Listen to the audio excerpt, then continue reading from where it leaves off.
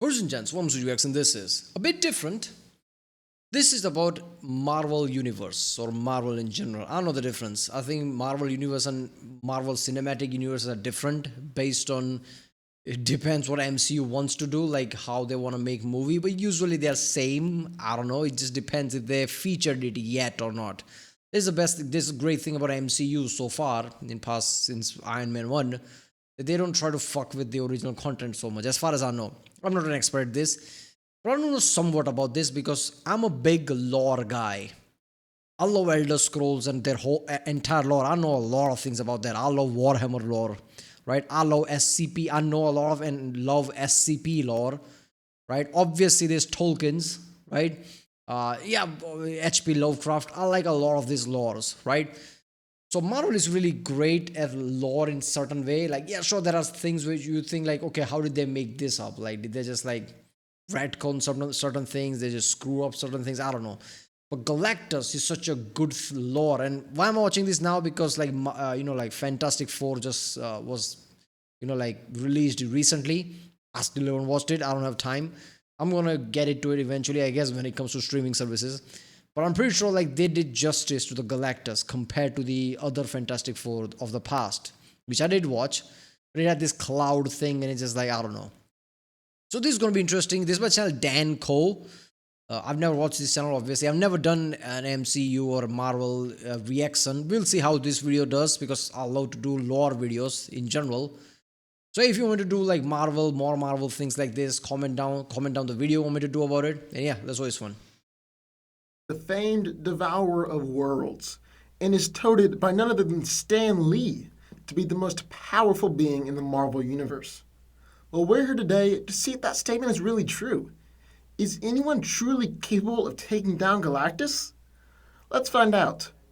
Now, before we talk about characters who can defeat the World Eater, we first have to establish what Galactus' abilities are and just how powerful he really is.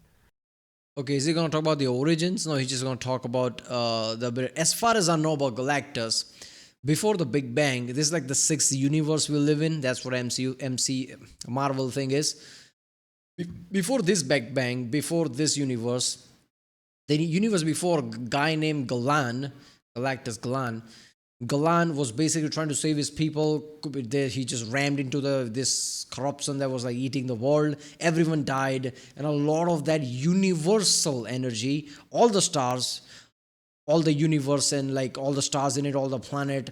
I'm a big physics guy, and when I think of that, it nearly panics me because the level of energy equals mc square, level of mass and energy that would have all that went into a being called Galactus, who's Galan, but has all the power of this universe, right?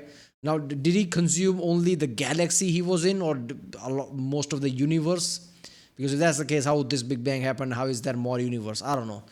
Because if he consumed the entire universe, like Galactus should be untouchable. That's the level of power, like sextillion amount of stars and like shit. At least that's what we think of when it observe the universe. That's how much there is, right? So if all that shit went into Galactus, and that's what Galactus is like, he can just like blow air, and the whole Earth would be destroyed like that. Earth and our solar system is nothing but a grain of dust in this cosmos of things that are in front of Galactus. That's how powerful he is. No Avengers, none of them can do shit.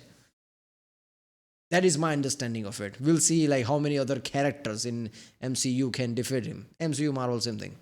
Now, you see, Galactus is empowered by the power cosmic, and right here is where he gets all of his incredible abilities from. He's able to manipulate creation, matter, energy, and basically all universal sources. He can also erect nearly impenetrable force fields, project devastating blasts of Power energy cosmic? strong enough to blow up planets and split them apart, shoot lasers, and give off radiation. Spider-Man Galactus is fighting him. capable of opening wormholes to other dimensions, transporting beings across the universe, reading minds from across the universe, reconstructing or transmuting elements, turning matter into energy or energy into matter, manipulating elements on the periodic table, erasing memories, manipulating souls, healing living tissue, or even resurrecting the dead. So it's safe to say that Galactus is insanely powerful. So who can beat him? Mr. Mistlepick. Now, Mr. Mistlepick is a fifth-dimensional imp with the power to do almost anything that he can imagine. Even though Mix is often portrayed as an annoyance or a cartoonish trickster, his power is really almost unfathomable. He's capable of doing literally anything that he wants to, having once created and destroyed a fully functioning dimension just for a little game that he wanted to play. See, this is what I meant at the start of the video. Like, Marvel sometimes does things like, really? The whole title itself should be one of those things like, why are there 10 characters who can build Galactus? Because how powerful he is. Galactus is too powerful. Like, in the spectrum, like, all the power, like, there are, like, human things, Avengers, human level things. Then there is Thanos, who's like, okay, but Infinity Gauntlet gives him power. But Thanos can still fuck things up because he's Thanos. But then I'm like, Doctor Doom, right? There's, like, many layers of enemies, and then there's way too many of them. Right? And there's something as null who's like darkness itself before any light was there. Okay, now we come to like this absolute top-notch god like being like celestials and things. I'm pretty sure I skipped a lot of power spectrums there before I reached to that. And Galactus is so powerful it can fuck up celestial as well. A lot of them. Right? Null is also like that, but Galactus is really untouchable at certain levels. If you write him right, he can beat a lot of things. Why are there 10 things that can beat Galactus? This is like, it's too much, right? In fact, it's been said that he is capable of destroying the multiverse and all of space and time if he really wanted to. And that's just a power level that Galactus is nowhere near. The Beyonder. The Beyonder is an immensely powerful extra-dimensional entity, and really, no one knows where he truly came from. This is where the next phase of Avengers is going as far as I think. Secret Wars. Like, Beyonder is about Secret Wars, right? Like, Beyonder is like really powerful being. Where like Secret Wars is around him. He does that shit. And I'm pretty sure like this Doomsday, which is about Doctor Doom, will eventually gonna lead to Secret Wars, which is Beyonder's gonna appear. I don't know. I'm pretty sure like Robert Pattinson is like cast as Beyonder, right? Or was that just like rumor? I don't know. When the Beyonder first showed up in our universe, he had the power to do anything that he pleased. He erased death, destroyed multiple galaxies, defeated a group of Celestials with ease, and during his battle with Molecule Man, he shattered a dome, created to endure multiversal destruction with just a wave of his hand, and he also survived a blast from Molecule Man that could have taken out several billion dimensions. And while all that really demonstrates the Beyonder's power level, what really cements his place on this list is, well, he's taken out Galactus before. When the Beyonder first showed up in the Marvel Universe, he fought against Galactus and easily defeated him. And if he's done it before, he's probably more than capable of doing it again. The Spectre. Okay, Beyonder is supposed to be this like other dimensional being. But that is implied that there are more of him, more like him, right? I'm pretty sure, like, correct me if I'm wrong, like, there are more like Beyonder in his dimension, which is scary as fuck if you realize that. And Galactus should be so powerful because I'm pretty sure Galactus doesn't have many versions. It's like in all of the multiverse, it's just one Galactus. I don't know if that's rumor or not. I'm pretty sure that's what I've heard, which makes Galactus really OP in his own way. The Spectre is a supernatural being of near unlimited might, whose sole mission is to unleash the wrath of God upon evil men. He's one of the most powerful magical and cosmic beings in the universe, and is more than capable of battling against universal foes like the Anti-Monitor and Parallax. Some of his greatest feats are defeating reality-warping demons, preventing the destruction of two universes, and defeating Zero-Hour Parallax. However, the Spectre is usually somewhat limited by the host body that he must possess. When the Spectre isn't bound to a host, he's able to easily defeat fifth-dimensional beings, kill Lords of Order and Chaos without too much trouble, and he even depowered Mr. Mistlepick. So while Galactus might be able to give the Spectre a good fight when he is inhabiting a host, Unbound Spectre is just too powerful for even someone like Galactus to handle. Mad Jim Jaspers. Mad Jim Jaspers is an insane mutant with nigh omnipotent reality-warping powers. What's impressive about Jaspers is just how easily he can warp and defy physical laws, and also just the sheer Okay, again another one, Mr. Big, and now Mad Jam. This is like Stan Lee just having fun. I'm guessing. I don't know. I'm pretty sure Stan Lee has his own version of God, which is like the Christian type God, like the God, which is called One Above All or something, which is just the God who knows everything. Time doesn't mean much to him because he's all time. Like basically how like the God is portrayed. That's who he is. So that's also like canon thing in Marvel, who would be able to beat Galactus, obviously. But that's just like fun play. Like that's Stan Lee because he's the writer. He can do anything. But yeah, this like okay. First of all, who are the gods in Marvel? Because you know that Odin and all those gods. Like I'm pretty sure in the Love and Thunder they show like how Zeus is also a thing, which is like how does isn't Norse mythology and like like Greek mythology like somehow like mirror thing? How are the two things can be? Like, how is Odin and Zeus are the same? I don't know. So there are like Odin was the ultimate god, right, with his Odin power and everything. Everybody else kind of below him, like Thor and everything. But these gods are also kind of limited. Like, what is a god in Marvel Universe? Because there are cosmic beings like this which are much more powerful than Odin. Odin can't fight Galactus. There's an instant where Odin did fight Galactus. Odin basically went unconscious, and Galactus like, I'll come back later, and just walked away. So what is a god if that's the case? And if this is a god, what are cosmic beings? They're above God. But then again, it's a Thor version, like King Thor version, which I'm pretty sure Marvel Cinematic Universe is going towards right now. King Thor version, who can beat Galactus, who can beat Null, which kind of like suddenly makes him too powerful. Like, how is he part of Avengers if he's that powerful, like cosmic level powerful? Like, this is so weird. Scale of his warping, which is called the Jasper Wave. Because he can warp reality so easily, Mad Jim Jaspers can make himself super strong, super fast, What and the hell? super durable to virtually any level that he wants to.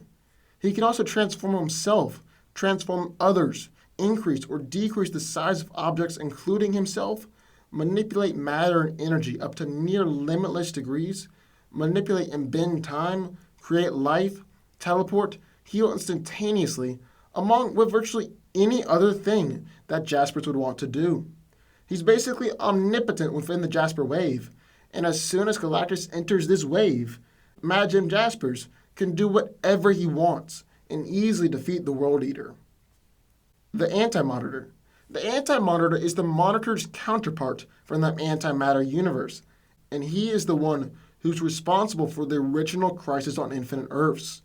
He's one of the most formidable beings in the DC universe, and is actually responsible for more deaths than any other villain in the universe. The Anti-Monitor has immense strength and durability. Okay, why is Superman in this one? This is a Marvel thing, isn't it? And he's been able to shrug off blows from Superman and even stalemate against the Spectre. He's able to alter reality, fire bolts of energy, time travel, and he's even more powerful than his counterpart, the Monitor. Anti-Monitor gains this level of power by destroying and absorbing universes, and he's actually destroyed thousands of universes before. When you compare Galactus just being able to destroy and absorb planets to the Anti-Monitor destroying and absorbing entire universes, it's pretty clear who wins. The Living Tribunal. The Ah, Living Tribunal is the judge of the Marvel Multiverse and is the arbitrator of cosmic justice. yeah. These are ultimate cosmic beings, right? Like there's like one above all, which is the God. There is just something called Eternity itself, which was featured. Well, I'm guessing we were like I remember in Love and Thunder where it's portrayed how it's supposed to be, and they didn't make into some magic cloud or some shit. It was like portrayed the way it's supposed to be, which is literally, as far as I know, is I think it's the space time continuum itself, right? Or is it time? No, some embodiment of that. It is space time. It is space itself, where all the stars and all planets and all of the people are residing. It's embodiment of that. So these are top-notch cosmic things that are untouchable.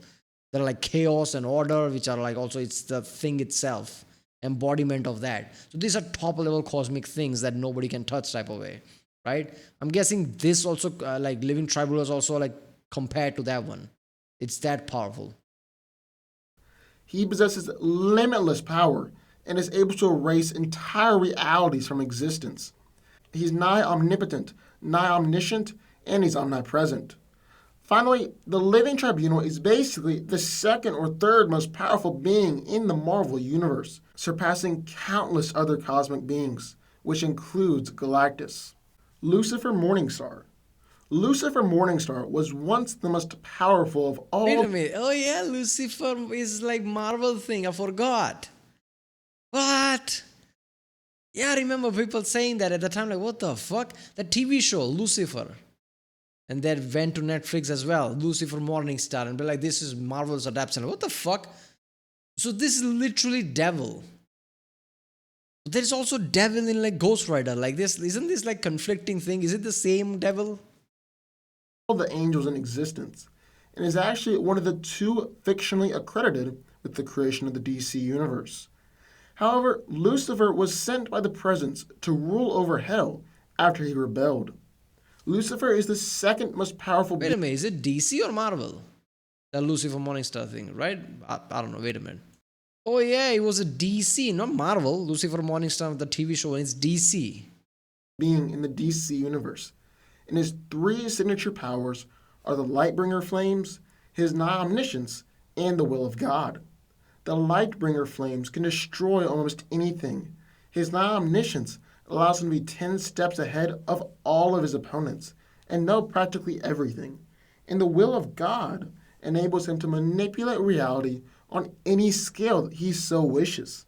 Like I said, Lucifer is the second most powerful being in DC, and that means Yeah, so to me, I don't like this because how do you compare DC with Marvel? What are the power spectrums? Is impossible to compare. Like we can never know that, but I guess we draw parallels.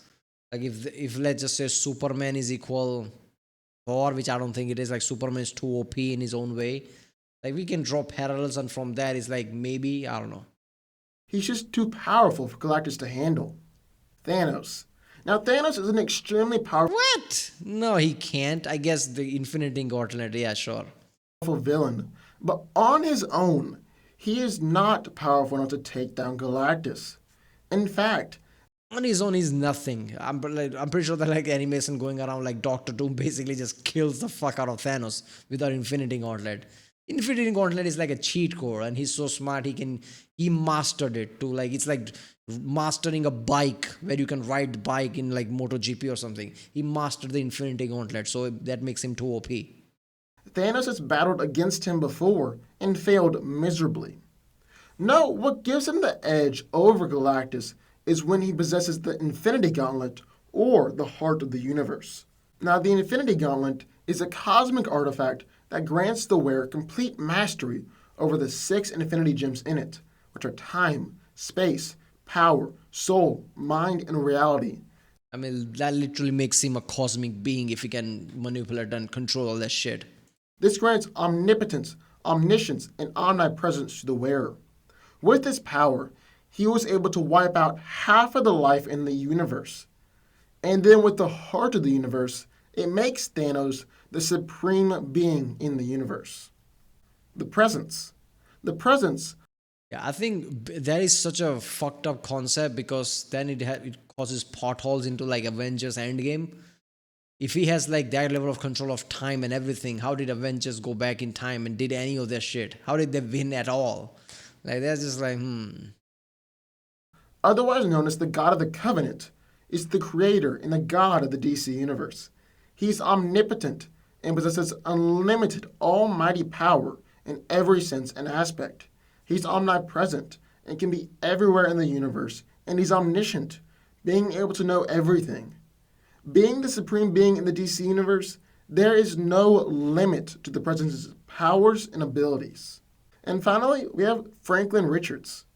Franklin Richards is the son of Reed and Sue. yeah, this is like one of those things that piss off fans because this was made as like fuck you type of thing, like screwing all the lore because this Richards is too powerful in every single way.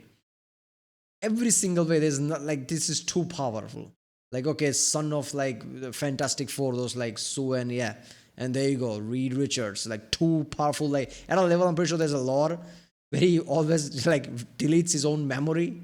But one day he gets like control again, he manifests the power again before he get annoyed and deletes his own memory again. Like that's insane. Richards, and is an Omega level mutant, and is one of the most powerful beings in the universe. He has vast, reality warping powers, and has complete control over the fundamental forces of the universe. He's able to warp reality on a cosmic level, and there may be no upper level to this ability. He's been able to create a pocket universe, create life doubles of someone, bring back the dead, and create entire planets. He's considered an omniversal threat. My And when he was Galactus. an adult, he was even able to control Galactus and make Galactus his herald. You're my Galactus. And Galactus is like, what the fuck? So there we have it. Those are 10 characters who can defeat Galactus. What do y'all think? Is there anybody Oh god, I love this. A lot of these characters are like feel like one of those things where like comic was needed at a cosmic level, and yeah, like just Stan Lee just created certain like ridiculous characters but made them really powerful. Yeah, sure, it's a lore, like you can't go past that. But I was like, isn't like King Thor? What's it called? Like King Thor version, right? Like it's really powerful that can beat Galactus as well. Pretty sure King Thor can beat Null. Now, Null is so powerful that he, as soon as he realized that there are such things as celestial and there is matter now, it's not just darkness, it's light and matter now. He just cut a celestial like it's nothing and made a sword after that. That sword is featured into like like Thor, thunder thing, and yeah, I'm pretty sure. What is the sword's name? I forgot. Necro sword, right? That's Null's sword. Null created it. If he can do that, I'm pretty sure Null can go toe-to-toe with Galactus as well. And if King Thor can beat the shit out of Null, yeah, he can beat Galactus, I guess, in a scenario, I don't know. But yeah, this is some next level shit. But like there are like in this comic they show like, oh, Captain America and like Spider-Man fighting Galactus. Galactus can literally step one back, get as giant as like a size of a Jupiter, and can literally just squeeze Earth like this. Nothing that is would be alive.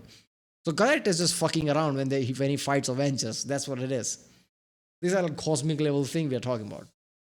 And King Thor being that level of powerful makes me think like, okay, he walking around in Avengers. Obviously, it's not the version. He hasn't reached his full potential yet. But walking around with Avengers while having that level of potential, yeah, he's God. But he obviously gets the Odin power as well at the time, right? Like the power Odin has, he becomes king, so it makes sense. But Odin wasn't that powerful, so why is Thor that powerful? I don't know. Like it's some fucked up thing. Alright, well, if you like my next one, don't forget to subscribe, and I'll see you next time.